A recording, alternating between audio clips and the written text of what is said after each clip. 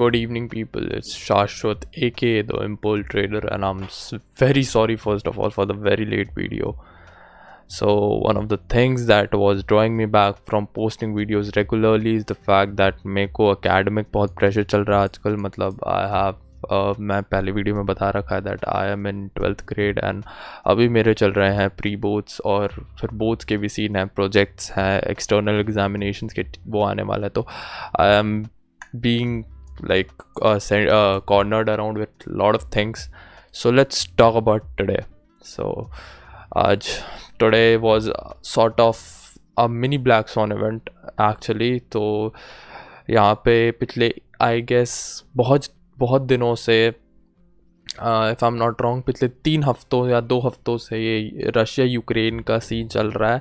But market धीरे धीरे जब से ये चीज़ डाइजेस्ट करना शुरू कर दिया है रशिया यूक्रेन के बीच में जो भी हो रहा था, तभी हमने तुरंत आज सुबह न्यूज़ आती है कि फुल फ्लेज इन्फ्लेशन कह रहा हूँ इन्वेजन कर रहा है रशिया. और वो चीज़ें हमें आज यहाँ के प्री मार्केट में दिख गई थी. So सुबह we opened around 500 points negative in Nifty, which was a very very big thing. और ONGC इकलौता ऐसा स्टॉक था जो झेल के रख रखा था. And Tata Motors was the क्या कहता है Tata Motors was the loser in pre market. And मेरे पास I am currently in a loss of almost 9,000 rupees in my Zerodha account. But वो मेरे को छेड़ना नहीं है क्योंकि वो लॉन्ग टर्म इन्वेस्टमेंट्स हैं, उसमें मैं भी और डिप में बाय ही करूँगा.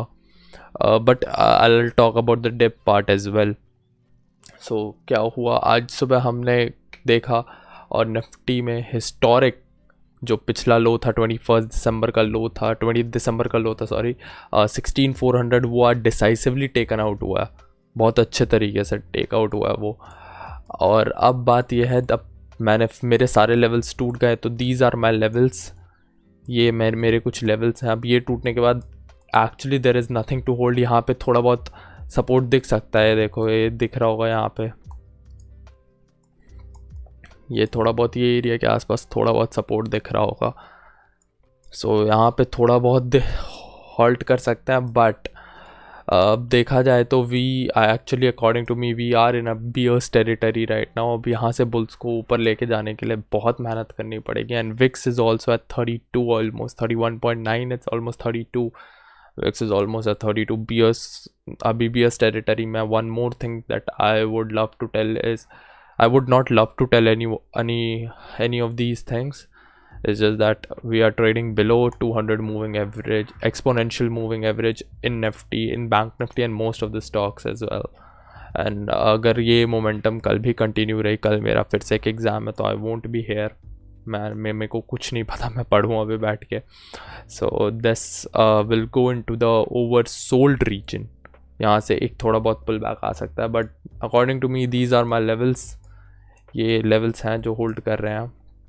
उसके बाद टॉकिंग अबाउट बैंक निफ्टी में भी मेरे को अपने लेवल्स थोड़े बहुत रीएडजस्ट करने पड़े. तो दीज आर माई लेवल्स जो काम करने चाहिए अकॉर्डिंगली. यही लेवल्स हैं. तो right now I don't see any stops. यहाँ पे देखो थोड़ा बहुत सपोर्ट है. ये एरिया है ना, ये एरिया यहाँ पे देखा जाए तो थोड़ा बहुत सपोर्ट मिल सकता है. इस एरिया से we can take a little bit support. You see this, but again यार वो लेवल एरिया कितनी दूर बचा है. तो I'll just remove it. And again we are trading on the 200-day exponential moving average. इन सब के बाद भी अभी और भी थोड़ी छोटी चीज़ें हैं जो अगर देखेंगे तो और बिल्डअप हो रही है इन सब चीज़ों में, which is the LIC IPO. So from the last few days जब तक ये सीन चल रहे थे, ये जो मार्केट में वॉलेटिलिटी थी, DIIs वर बाइंग एवरी डे. ऐसा लग रहा था कि DIIs मार्केट को मतलब ऊपर खींच के रखना चाहते हैं जैसे तैसे भी करके. बट यार हर चीज़ का एक एंड तो होता है ना कभी. तो वही हुआ आज. And officially I think this is the very first day जब मैंने सबसे बड़ा मार्केट करेक्शन देखा. लाइक सीरियसली मैं जब से आया हूँ मार्केट में सबसे बड़ा करेक्शन आज ही देखा है मैंने. मैं 2009 कोविड के टाइम पे मैं नहीं था. 2020 कोविड के टाइम पे मैं नहीं था. तो मैंने वो बड़े बड़े कैंडल्स नहीं देखे, but this is officially the first time I have seen 5% in an index falling 5%. One more thing is that I bought a Nifty Bees 50 quantity only, so which is almost 2% of my account, almost 2% of my account. मैं और ख़रीद सकता हूँ, of course. मेरा plan यही है कि ये ख़रीद के मैं प्लेज कर दूँगा इसको मैं ख़रीदूँगा और मैं प्लेज करता चला जाऊँगा. सिंपल सी बात है. So this was my plan. ख़रीदना प्लेज करना एंड इसमें मैं 42 रुपीज़ का लॉस देख रहा हूँ. अब अगर किसी को थोड़ा बहुत डाउट होगा कि मैं उतने दिनों से ट्रेड कर रहा था, मैं दिखा नहीं रहा था, तो मैं तुम्हें 2 चीज़ दिखा देता हूँ.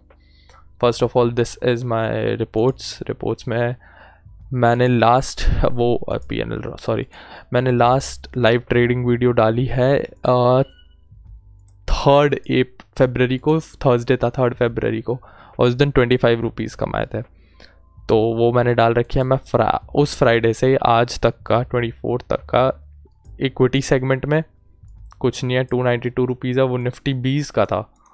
देखो निफ्टी 20 का ये जो भी है, वेट, हाँ बीच में लिया होगा मैंने कभी. और sorry absolute penal FNO segment में देख रहे हो 0 पड़ा हुआ है. मैंने उसके बाद कुछ ट्रेड नहीं लिया. तो आज मैंने जो लिया, मैंने एक वीडियो भी बना दी और मैं तुम्हें दिखाता हूँ. ट्विटर, मैंने यहाँ पे ट्विटर पे मैं अपने प्रोफाइल पे मैंने एक सीरीज़ ऑफ ट्वीट डाल रखी हैं और यहाँ पे मैंने देखो लिख भी रखा है यूक्रेनियंस.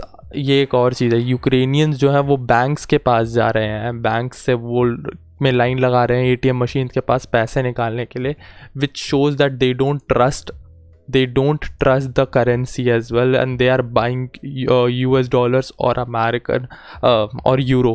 तो इवन इफ ये सब जब सॉर्ट आउट होगा, ये बहुत बड़ा कांड होने वाला. मतलब इकोनॉमी डिज़ास्टरस हो जाएगी वहाँ की.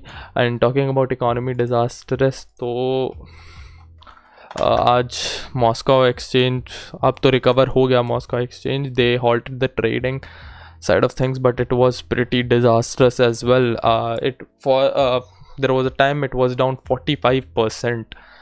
सोच रहे हो आप, 45% इज़ लाइक अ लॉट. तो Russia is also suffering, which will actually push up the natural gas prices, I think, क्योंकि वही सबसे बड़ा वो है एक्सपोर्टर है तुम्हारे नेचुरल गैस वगैरह का. एंड इसी रीज़न से आज सबसे ज़्यादा इफ़ेक्ट पड़ा है टाटा मोटर्स से, मोस्टली तुम्हारे ऑटो सेक्टर के स्टॉक्स को, क्योंकि जब प्राइस बढ़ जाएंगे पेट्रोल के तो फिर गाड़ियाँ कम होंगी, सेल्स कम होंगे, तो सबसे ज़्यादा इफ़ेक्ट इन्हीं को पड़ा. और फिर उसके बाद देखो मैंने यहाँ पे सब एक्सप्लेन भी किया यार. मैंने लिख रखा I did nothing today, just about 2%, ये सेम जो मैं बता रहा था. और one more thing I was witnessing is the weekly time frame of Nifty.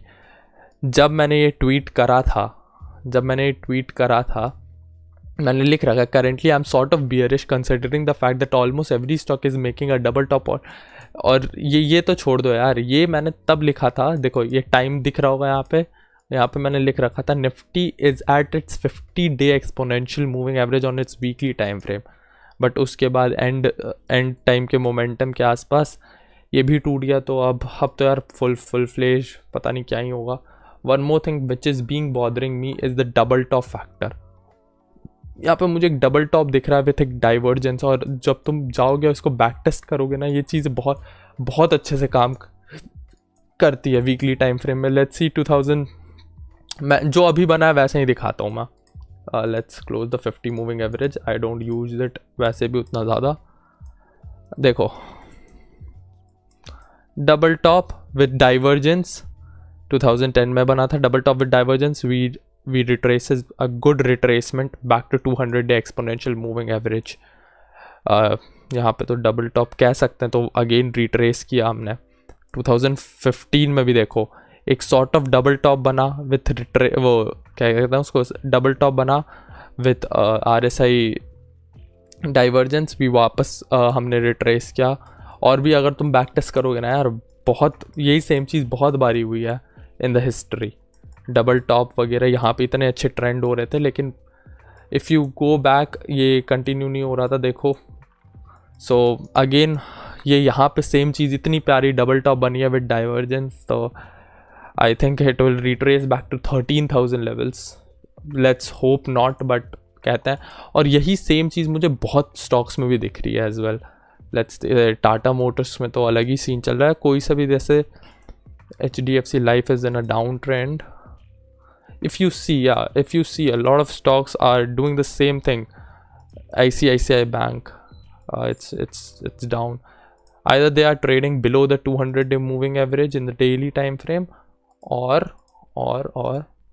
they are forming a double top. See, they are forming a double top. देखो ये double top, या तो वो डबल टॉप बना रहे हैं या तो वो अपने 200-डे मूविंग एवरेज के नीचे ट्रेड कर रहा है। तो मेरे को स्टॉक्स खरीदने में थोड़ी सी हिचकिचाहट होगी अभी कुछ भी, जब तक मैं मतलब शॉर्ट बुलिश ना हूँ तब तक मैं कैश में बैठना प्रेफर कर लूँगा, but I won't be going long like a maniac. और रही बात जीरोधा वाले अकाउंट की, तो यार जीरोधा वाला अकाउंट में वो जो मैंने खरीद रखा है वो खरीद रखा, और वो अकाउंट इकलौता मैं ही मैनेज नहीं करता हूँ, उसमें मेरे पापा भी कुछ देखते रहते हैं, तो I don't want to argue with him कि ये खरीद दो वो बेच दो। सो मैं जो खरीदता हूँ मैं स्क्वायर ऑफ कर देता हूँ। अब बाकी वो जो स्टॉक्स कुछ थे तो वो थे, let's just forget it. And one more thing, weekly time frame पे है। उसके बाद देखो ये देखो मैंने लिख रखा था, मैंने अपने रीजन तुम्हें बता दिए। At most stocks and ETF at good level, I'll pledge them for collateral margin. देखो मैंने साफ लिखा, मैं बुलिश प्रोस्पेक्टिव में तो अभी नहीं हूँ, and I be playing this. अगर टाइम मिला तो ये रेंज प्ले कर लेंगे। बाकी फॉर द टाइम बीइंग मैं तुम्हें दिखाया यार, I am bearish on the sectors, क्योंकि डबल टॉप बना है, ये डबल टॉप की नेकलाइन जैसा जो भी कहते हैं लोग, नेकलाइन कहते हैं कुछ भी कहते हैं, वो टूट रही है। For the time being this is me, peace out. I hope तुम लोग सबका अच्छा गया हो दिन, और आई होप तुम लोग के पोर्टफोलियोज वापस ग्रीन में आ जाए, including me for the time being. Shashwat out, and this is my today's. इसको रिफ्रेश भी कर देता यार। For the time being this is my position, this is how my position, this is the only position that I have taken in weeks. तब तक के लिए bye, take care, and hope तुम लोग के जल्दी से पोर्टफोलियोज ग्रीन में आ जाए।